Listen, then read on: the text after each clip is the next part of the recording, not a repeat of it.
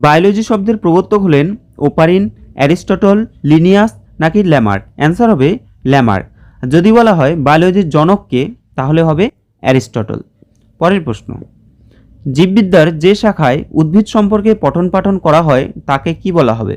Botany, zoology, psychology, anthropology? তো উদ্ভিদ সম্পর্কিত বিদ্যা হবে বোটানি। পরের প্রশ্ন, জীববিদ্যার যে শাখায় প্রাণীদের সম্পর্কে আলোচনা করা হয় তাকে কি বলা হয়? Botany, zoology, psychology, physiology? Answer হবে জুওলজি। পরের প্রশ্ন, জীববিদ্যার অণুজীব সম্পর্কিত শাখা হলো, অণুজীব সম্পর্কিত শাখাকে কি বলে? মাইক্রোবায়োলজি, এমব্রায়োলজি, জুওলজি নাকি অ্যানাটমি? অ্যান্সার হবে মাইক্রোবায়োলজি। পরের প্রশ্ন, পতঙ্গ বিষয়ক প্রাণীবিদ্যার শাখাকে কি বলা হয়? সার্পেন্টোলজি, ইকোলজি, এন্টোমোলজি নাকি অর্নিথোলজি?